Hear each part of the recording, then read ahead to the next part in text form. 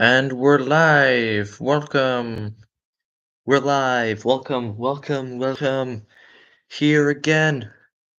And now we are reading The Republic of Plato. This is going to be a good book. I already listened to it on audiobook, and now I got the actual book. Isn't that crazy? So yeah, we're going to read it now. Um, leave a message in the chat if you can and if you want. And I'll wait a few seconds, see if anybody joins in, if anybody more joins in. There's two people. Hello there, people. You are probably human beings. If not, hello, aliens, or animals. Um, leave a message on the chat. One of these sides is going to be in. Uh, one of these sides. So if you want to, leave a message over there. Um, so you let me know if you can hear me properly, and if you can see me properly. I mean, I think you can, but yeah. I'll just leave a message in the chat just very quickly to while I'm reading, let anybody know. They can just give a message and stay along.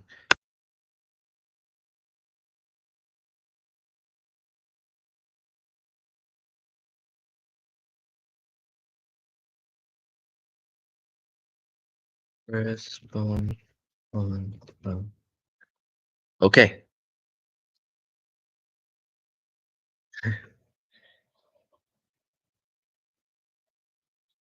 Okay.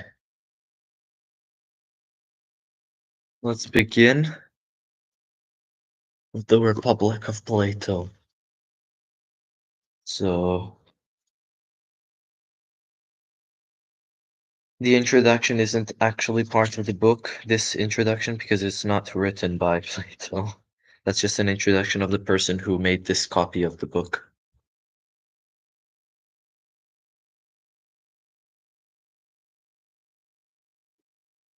Okay, let's begin. 1 second, actually, everybody. Sorry, 1 second.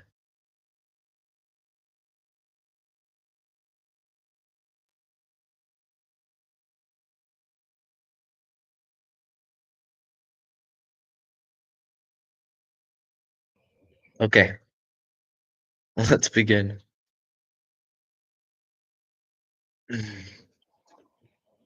Oh, wait, actually, I just need to.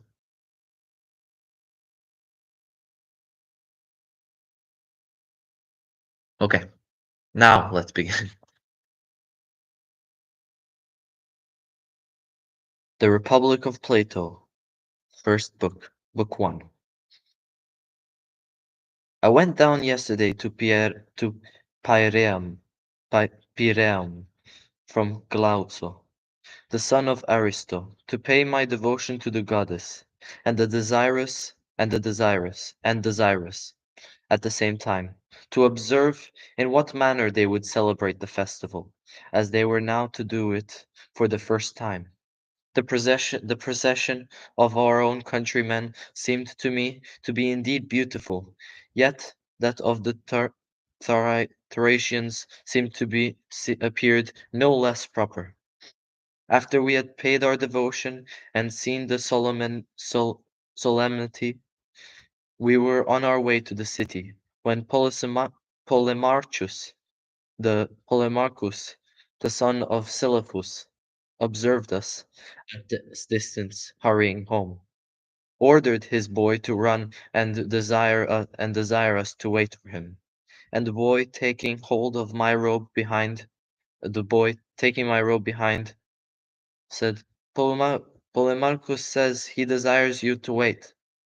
I turned about and asked where he was. He is coming up, he said, after you. But do you wait for him? But do you wait for him? We will wait, said Glauco. And soon afterwards came Polemarchus and Adeimantus, the brother of Glauco, and Niceratus, the son of Nicias, and some others as from the procession. Then Polemarchus So then said Polemarchus, Socrates, you seem to me to be hurrying to the city. You judge, said I, not amiss. You see us then, he said. How many there are of us?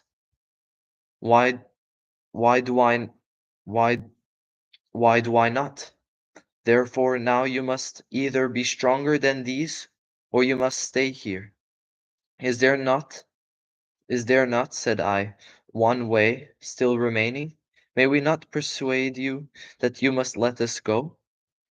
Can you be able to persuade such as will not hear? By no means, said Glauco. Then, as we are not here to determine accordingly.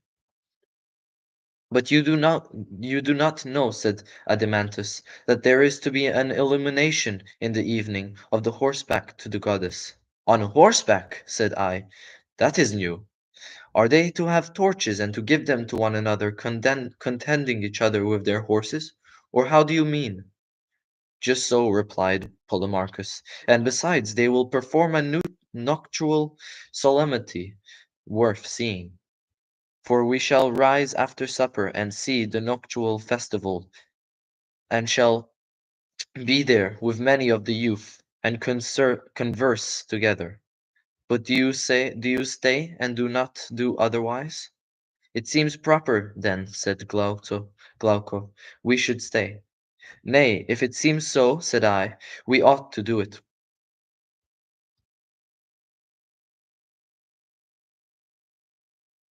Hello, J. Shorts. I'm not sure exactly who it is. Hello, J. Shorts.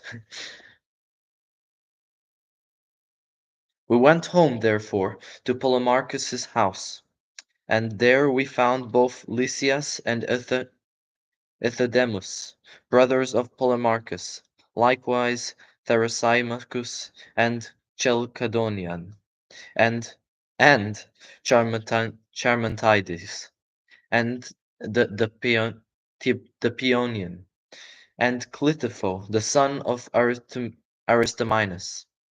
Calaphallus, the father of Polemarchus, was likewise in the house. He seemed to me to be pretty well advanced in the years, for I had not seen him of a long time. He was sitting crowned on a certain couch and seat, for he had been offering sacrifice in the hall. So we sat so we sat down by him, for some seats were placed there in a circle. Immediately then Cal- Cephalus Cephalus saw me, he saluted me and said, Socrates, you do not often come down to us to the Pyrrhum. Nevertheless, you ought to do it, were I still be able to easily go up to the city, you should not need to come hither. But we won't we but we would be with you.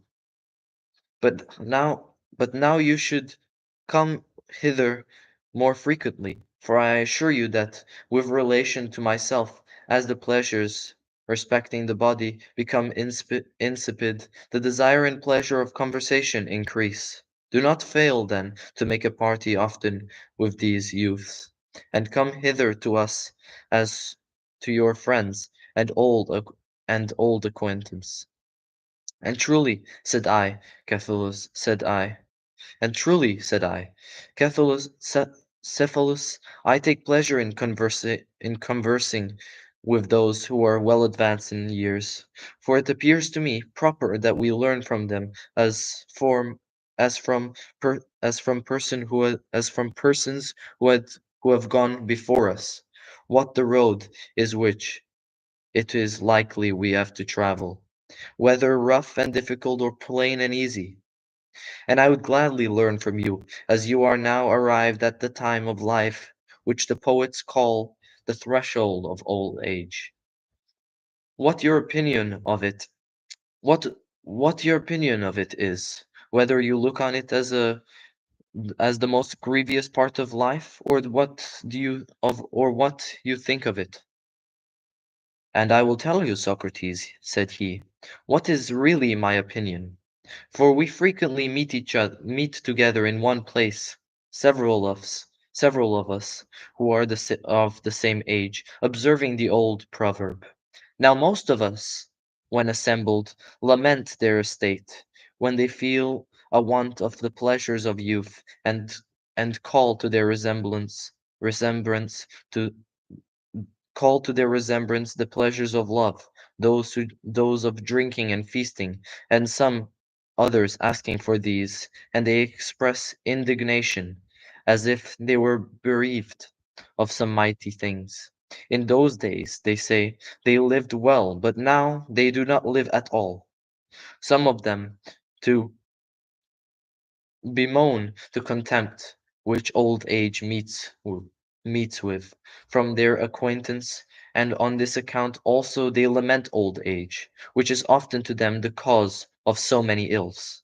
But these men, Socrates, seem not to me to blame the real cause. For if these were the cause, I likewise should have suffered the same things on account of old age, and all others, even as many as have come to these years, and as many as have come to these years. John. Ah, Tessa Vandaloo. Not I'm pretty sure you're from My God, so many people in the chat. Hello, hello, hello, hello, hello. So many different people.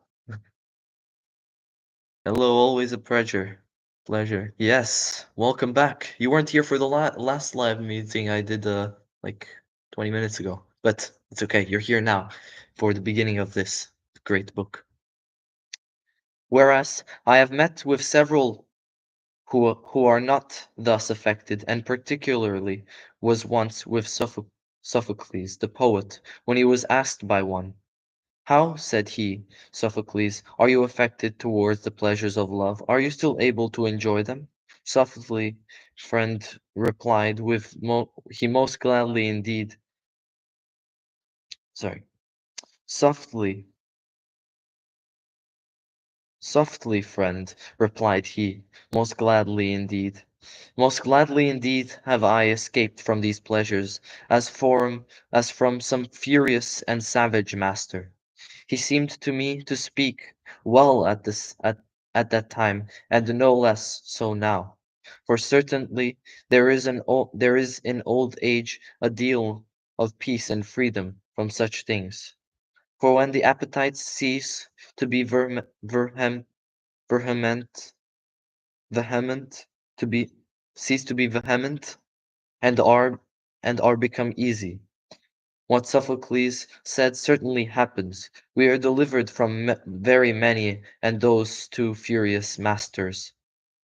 But with relation to these things, and those likewise respecting our acquaintance, there is one and the same cause, which is not old age. Socrates, but man, no old age, Socrates, but manners. For if indeed they are discreet and moderate, even old age is but moderately burdensome.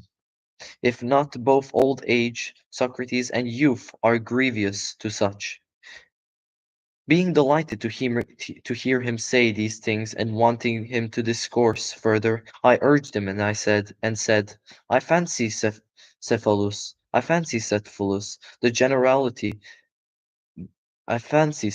the generality will not agree with you in those things, but will imagine that you bear old age easily, not from manners, but from possessing much wealth. For the rich, say they, have many consolations. You say true, replied he.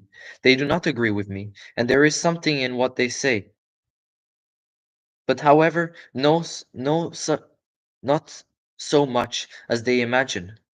But the saying of Themis, Themistocle, Themis, Thurnisto- Thurnistocles, Thurnistocles, Thurnistocles, Thurnistocles was just. but the saying of Thernistocles was just. Thernistocles was just, who went the Scythian who when the Scythian reviled him and said that he was honored not on his own account but on that of his country, replied that neither would himself have been renowned had been a Scythian, nor would he had been an Athenian. The same saying is justly applicable to those who are not rich, and who bear old age with uneasiness, that neither would the worthy man, where he poor, bear old age quite easily, nor would who is unworthy, though enriched, ever be agreeable to himself. Okay, I'm gonna read that from the beginning. Yes, super difficult names to read. Um, it's impossible. Okay, let me back to this.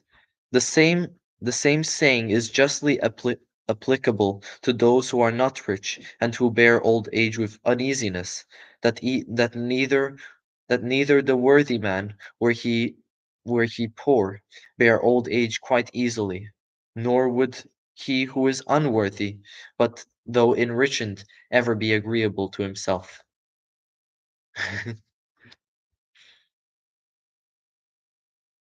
But whether Cephalus said I was the greater part of what you possess, left you.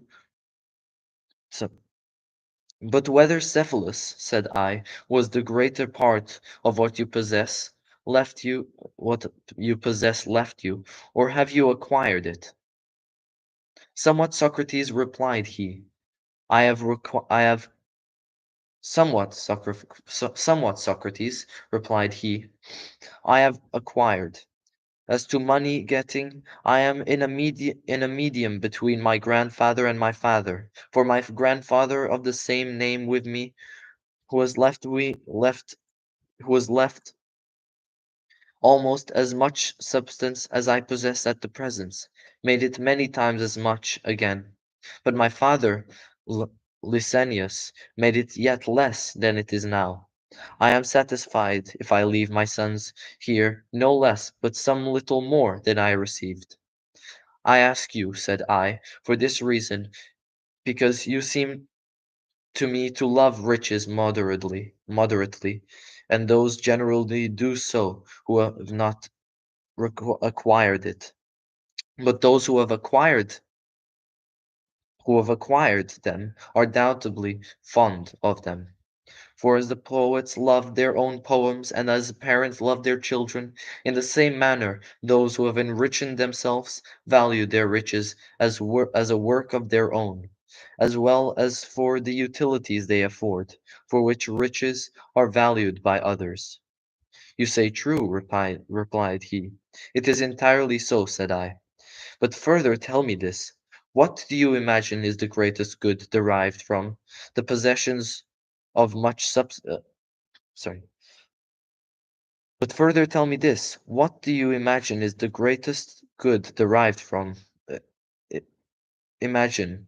What do you imagine is the greatest good derived from the possessions of much substance? What probably what probably, said he, I shall not persuade the generality of. But for be assured, Socrates, continued he, that after a man begins to think, he is soon to die. He feels a fear and concern about things which before gave him no uneasiness. For those stories concerning a future state, which represent that the man who hath done injustice here must be punished, though formally ridiculed, do then trouble his soul with apprehensions that they may be true. And the man either through the infirmity of old age, or as being now more near those things, views them more attentively.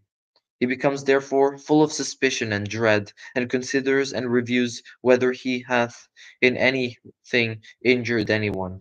He then who findeth in his life a great deal of iniquity, and is wakened from sleep as children by repeated calls, is afraid, and lives miserably, lives in miserable hope. But the man who is not conscious of any iniquity, sorry, still, sorry, I don't know what is this. Uh, but the man who is not conscious of any iniquity, still pleasing hope, sweet fellowship of age, and as okay, still, I'm not sure. I'm going to read this, but I'm not sure. Still pleasing hope, sweet nourisher of age, attends, as Pindar says,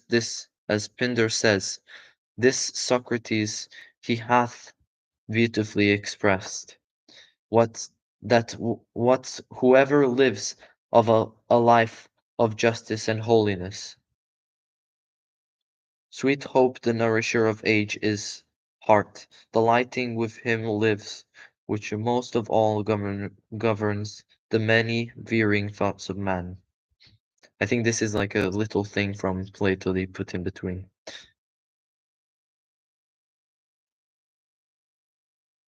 So that he says says well and very admirably, wherefore for this purpose I deem the possession of riches to be chiefly valuable, not to every man, but to the man of worth. For the possession of riches contributes considerably to free us from being tempted to cheat or deceive, and from being obliged to depart th- thith- thither in a terror, and when either indebted in sacrifices to God or in money to man, it hath many other advantages besides. But for my part, Socrates, I deem riches to be most advantageous to a man of understanding, chiefly in this respect. Oh, okay, wait. I deem riches to be most advantageous to a man of understanding, chiefly in this respect. You speak most handsomely, Cephalus, replied I. But with respect to this very thing, justice, whether shall we call, we call it truth, simply and restore, sorry, but with respect to this very thing, justice, whether we call it truth, simply and restoring of what one hath received from another.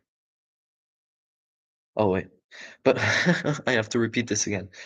But with respect to this very thing, justice, whether shall we truth, call it truth, simply simply, and the restoring of what one hath received from another?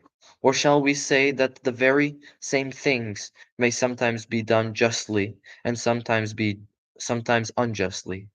My meaning is this: everyone would would somehow meaning this everyone would somehow own that if a man should receive alms from his friends who was of a sound mind, if it would not be proper to restore such things if he should demand them when mad, nor would the restorer be just, as little would who to a man in such condition should willingly tell the truth. You say right, replied he.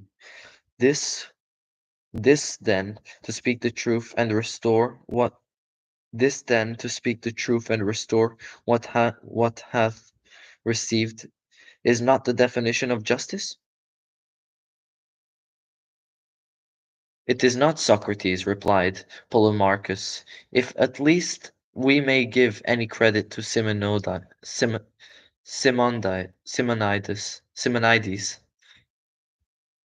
However, that be, I give up, said Cephalus, this conversation to you. I give up this conversation to you, for I must now go to take care of the sacred rites. It is it sorry. Is not Polemarchus, said I, your heir? Your Certainly, replied he, smiling, and went off to the sacred rites. Tell me then, said I, you who are heir to in the conversation, what is it which, according to you, Simonides says so well concerning justice? That to give every one his due is just, replied he. In saying this, he seemed to me to say well. In saying this, he seems to me to say well. It is indeed, said I, not easy to disbelieve Simonides, for he is a wise and divine man. But what his meaning may be what his meaning may be in this. You, Polemarchus, probably know it, but I do not. For it is plain he does not mean what we were saying just now, that when one deposits with another anything, it is to be given back to him when he asks for it again in his madness. Yet what hath been depos- deposited is in some respect at least due, is it not? Oh man, I need to read that again. But what his meaning may be in this, what what his meaning may be in this, you, Polemarchus, probably know it, but I do not. For it is plain he does not mean what we were saying just now, that when one deposits with another anything, it is not to be given back to him when he asks for it again in his madness, yet been deposited hath been deposited is in some respect at least due, is it not? It is, but yet it is not at all by any means then. It is not to be restored when anyone asks for it in his madness. It is not, replied he. Simonides then, as it should seem, says something different from this, that to deliver up what is Simonides then is Simonides then, as it should seem, says something different from this, that to deliver up what is due is just. Something different, truly, replied he, for he thinks that friends ought to do their friends some good, but no ill. I understand, said I. He who restores gold deposited with him, if to restore and receive it be hurtful, and the restorer and the receiver be friends, doth doth doth not give what is due.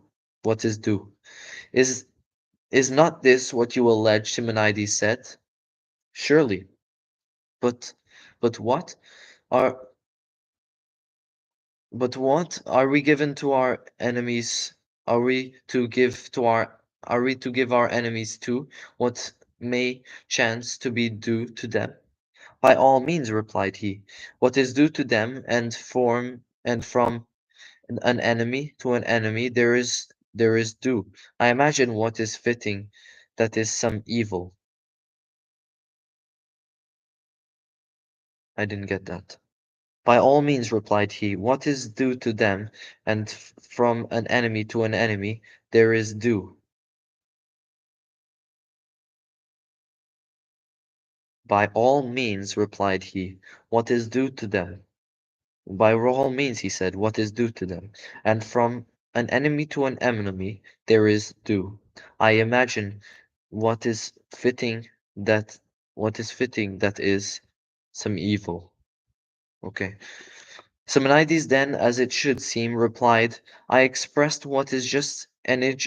enigmatically, what is just enigmatically, and after the manner of the poets, for he well understood, as it appears, that this was just to give every one what is fitting for him, and this he called is due.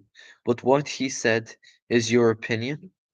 Truly, replied I, if anyone should ask him thus, Simonides, what is the art which is dispensing persons something fitting and due is called medicine? What would he answer us, do you think? That art, surely, replied he, which dispensed drugs and this prescribed regimen regimen of meats and drinks to bodies. What? That art, surely, replied he, which dispensed drugs and prescribes regimen of meals and drinkings to the body. And what is the art which dispensing to certain things something fitting and due is called cookery? The art which gives seasonings to victuals. Be it so. What then is that art which is dispensing to certain persons something fitting and due may be called justice? If we ought to be any way directed, Socrates, by what is said above, the art which is dispensed, which dispense good offices to friends and injuries to enemies, and injuries. If we ought to be any way directed, Socrates, by what is said above, the art which dispenseth good offices to friends and injuries to enemies. To do good then to friends and ill to enemies he calls justice? It seems so. Who then is the most able to do good to his friends when they are diseased and ill to his enemies? To Who then is most able to do good to his friends when they are diseased and ill to his enemies, with respect to sickness and health? The physician. And who then they sail with respect to the danger of the sea? The pilot.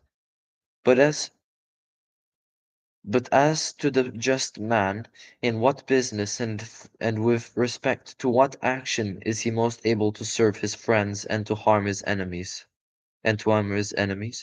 It seems to me in fighting in alliance with one and against the other. Be it so, but surely the physician is useless, Polemarchus, to those at least who are not sick. It is true, and the pilot to those who do not fail. He is. And is the just man in like manner useless to those who are not at war? I can by no means think that.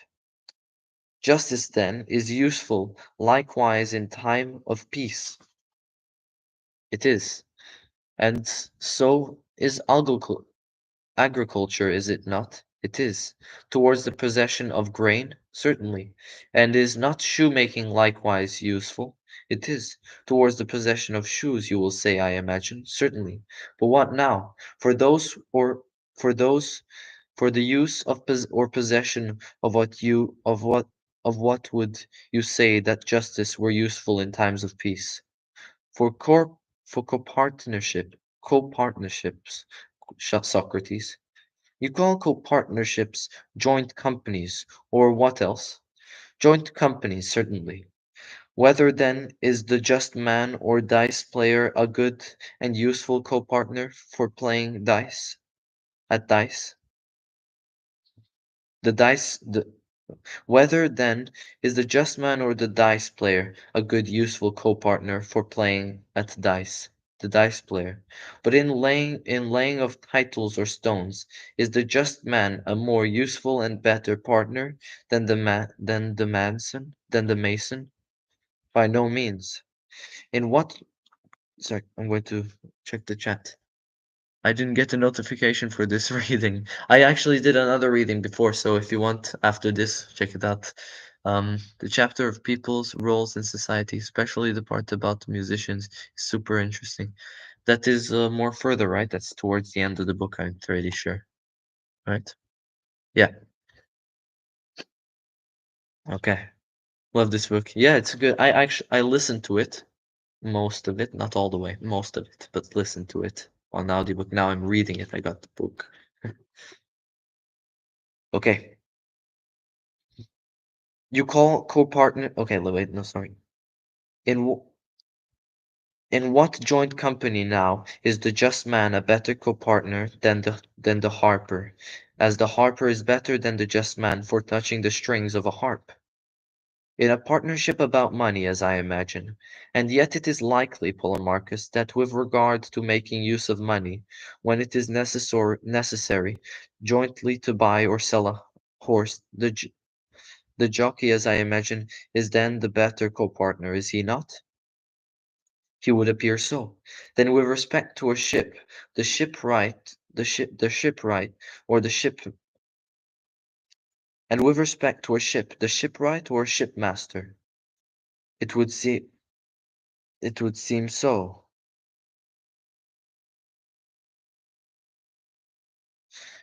It would seem so. When it when then is it, with respect to the joint application of money, that the just man is more useful than others? When it is when it is to be deposited and be safe, Socrates. Do you not mean that when there is no need to use it, but to let it lie? Certainly. When when then is money is useless, justice is then useful with regard to it? It seems so. And then pruning hook, and when a pruning hook is to be kept, justice is useful, both for community and for particular person. But when it is to be used, the art of vine dressing is useful. It appears so. And you will say that when a buckler, a harp, when a buckler,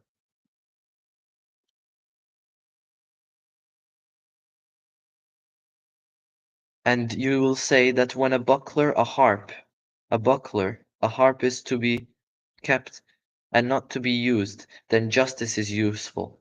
But when they are to be used, then the military and the music, and the musical art, of necessity. And with reference to all other things, when they are to be used, just justice is useless, but when they are not to be used, it is useful. It seems so. Then justice, my friend, not can be no very important matter if it is useful only in respect of things which are not to be used. But let us consider this matter. It is not who is dexterous at striking. Sorry, one second. I'll be right back.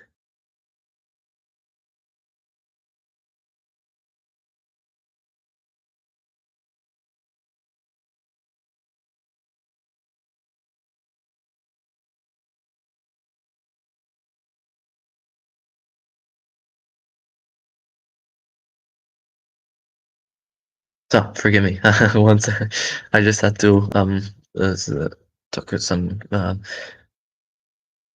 parallels with Animal Farm. Yes. Yes. In like throughout the book, there is like parallel with Animal Farm. There is. Which part exactly? Let me know. Which part do you mean? Okay, let's continue. And is not he who is dexterous in warding off and shunning a distemper most dexterous too in bringing it on? So I imagine. And he too the best guardian of the camp who can steal and he too the best guardian of a camp who can steal the counsels and the other operations of the enemy? Certainly. Of whatever then anyone is a good guardian, of what likewise he is a dexterous thief. It seems so.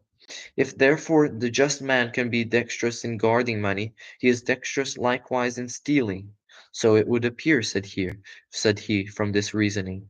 The just man, then, hath appeared to be sort of a thief, and you seem to have learned this from Homer, for he admires Autolycus, and the grandfather of Ulysses, by his mother by his mother, and says that he was distinguished beyond all men for thefts and oaths.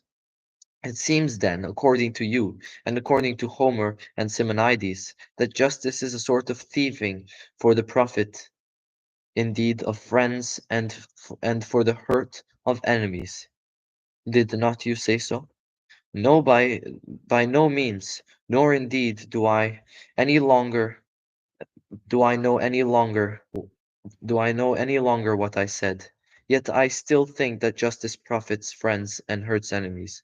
But whether do you pronounce such to be friends as seem to be honest, or such as are so though they or such are so though they do not seem, and in the same way as to enemies? It is reasonable that said he, to those to love those whom a man deems to be honest, and to hate those who he deems to be wicked. But do not men mistake but do not men mistake in this, so as that many who are not honest appear so to them, and many contrariwise? They do mistake. To such, then, the good are enemies, and the bad are friends, certainly. But however it is, then, just for them to profit the bad and to hurt the good, it appears so. But the good are likewise just, and such as do no ill. True.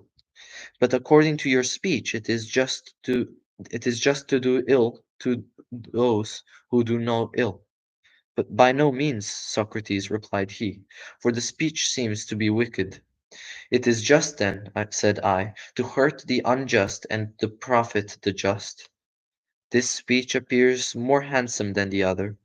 Then it will, then it will, then it will happen, Polemarchus, to many, to as many indeed of mankind as have misjudged, that it shall be just to hurt their friends who are really bad, and to profit their enemies who are really good. And so we shall say the very reverse of what we affirmed said. It does indeed, said he, happen so. But let us define again, for we seem not to have rightly defined a friend and an enemy. How were they defined, Polemarchus? That he who seems honest is a friend. But how shall we now define? How shall how shall we now define? Said I. That he who seems, replied he, and likewise is honest, is a friend. But he who seems honest, yet is not, seems yet not is not a friend. And the distinction about an enemy to be the very same. The good man, according to his speech, will, as it seems, be the friend, and the wicked man the enemy. Yes. Do you now require us to describe what is just as we did before when we said it was just to do good to a friend and ill to an enemy? Or shall we add to the definition and now say that it is just to do good to a friend when he is good and hurt an enemy when he is ill? This last, said he, seems to me to be perfectly well expressed. Is it then, said I, the part of a just man to hurt any man? By all means, said he ought to hurt the wicked and his enemies. But do horses, when they are hurt, become better or worse? Worse. Whether in virtue of dogs or of horses? In that of horses. And do not dogs, when they are hurt, become worse in virtue of dogs, or and not of horses? Necessity. Of necessity. And shall we not, in like manner, my friends, say that men, when they are hurt, become worse in virtue of a man? Certainly. But is not justice the virtue of a man? Of necessity, this likewise. Of necessity, then, my friend, those men who are hurt must become unjust. It seems so. But can musicians by music make men unmusical? It is impossible. Or horsemen by horsemanship make men unskilled in horsemanship? It cannot be. Or can the just by justice make the unjust make men unjust? Or in general, can be the good by virtue make men wicked? It is impossible. For it is not, as I imagine, the effects of heat to make cold, but of its contrary. Yes, nor is it the effect of drought to make moist, but its contrary. Certainly. Neither is it the part of a good man to hurt, but of his contrary. It appears so. But the just is good? Certainly.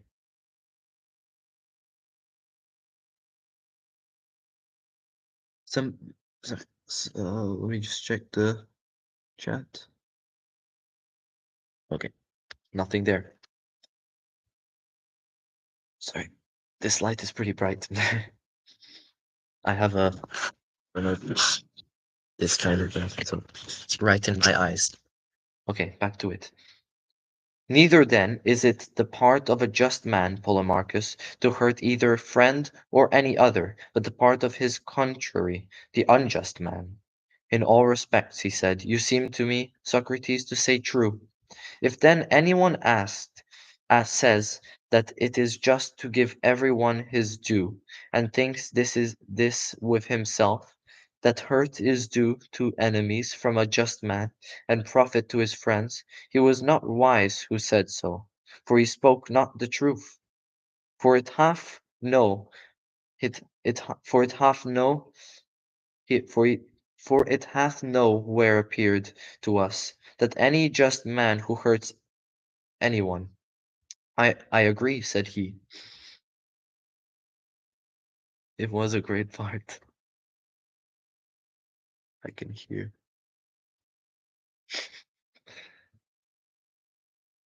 Let us jointly contend then, said I, if any one shall say that Simonides or as Abias, Epictetus,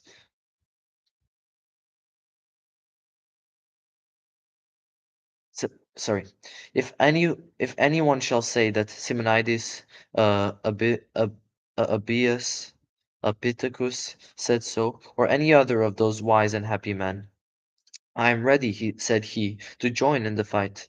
But do you know, said I, whose saying I fancy it is, that it is just to profit friends and hurt enemies? Whose, said he. I fancy it is the saying of Pariendir, or Perdicus, or Xexer, or Ismenius, the Theban, or some other rich man who thought himself to be able to do a great deal. You say most truth, said he. But be it so, said I. But as this hath not appeared to be justice, nor just, what else may one say that it is? Therasymachus frequently during our reasoning rushed in the midst to lay hold of the discourse, but was hindered by those who sat by, who wanted to hear the conversation to an end. But when we paused and I had said these things, he was no longer quiet, but collecting himself as a wild beast. He came upon us as if he would have torn us in pieces. Both Polemarchus and I were being frightened, were thrown into the utmost concentration, constern, consternation. But he, roaring out in the midst, what trifling, said he. Socrates, what trifling, said he. Said he. Socrates is this. What trifling, said he. Socrates is this. What trifling, said he, Socrates, is this which long ago possessed you? And why do you thus play the fool together, yielding mutually to one another? But if you truly want to know what is just, ask not questions, only only and not ask not questions only, and value yourself in confuting when anyone answers you anything, knowing this, that it is easier to ask than to answer, knowing this, it is easier to ask than to answer. But answer yourself and tell me, what is it you call just? And you are not to tell me that it is just what is fit, nor what is due, nor what is profitable, nor what is gainful, nor what is advantageous, but what you mean. Tell plainly and accurately, for I will not allow it if you speak such trifles as these. When I heard this, I was astonished and looking at him, and looking at him was frightened, and I should have become speechless, I imagine, if I had not perceived him before he perceived me.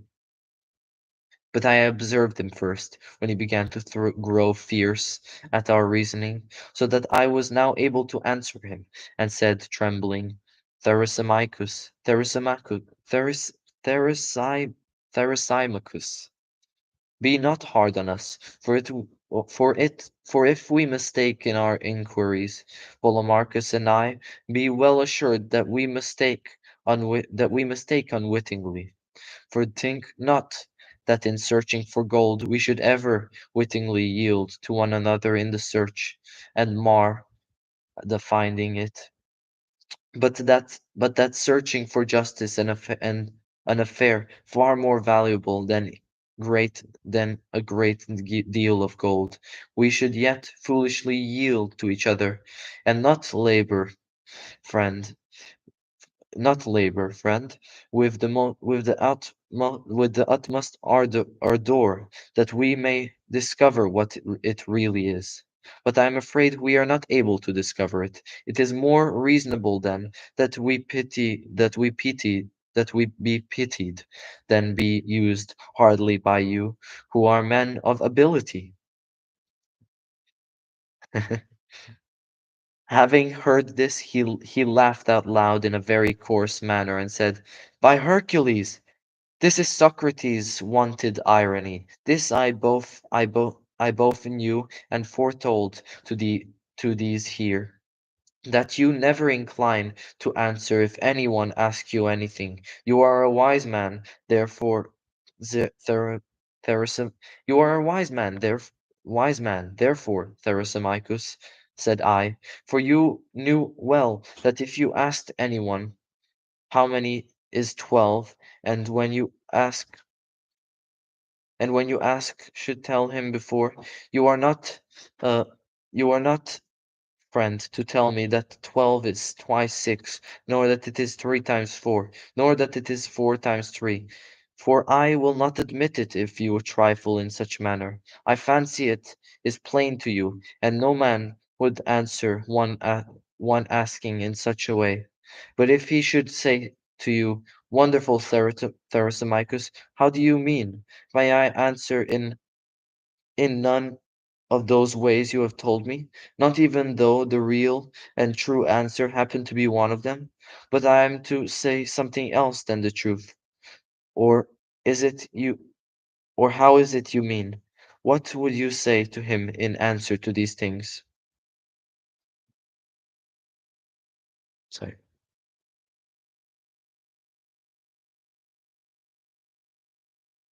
sorry, 1 second.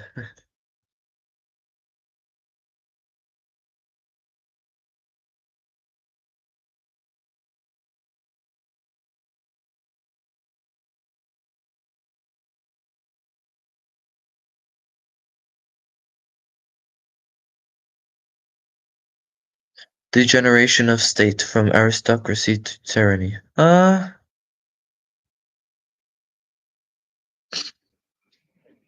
Well,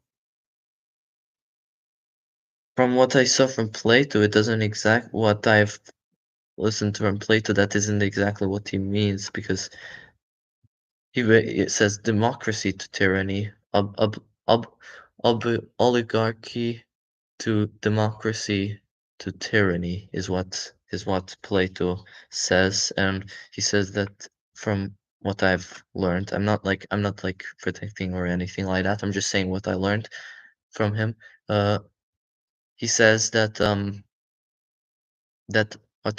aristocracy, because it means ruled by the best, should be ruled by an ideal society should be ruled by philosopher kings.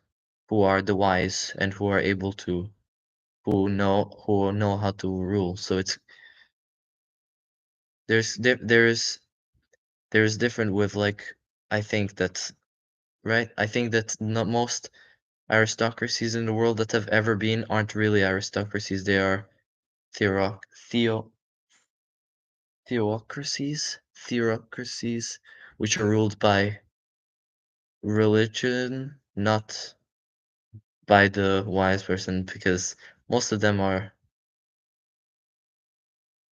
which which also are the same. So that's what I aristocracy hasn't isn't really I think, right? I don't know. Let me know. But anyways, where was I? Okay.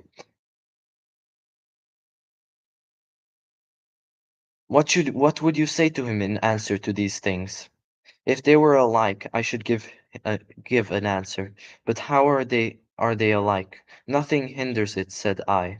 But though they were not alike, but should appear so to him who was asked, would he be less readily would he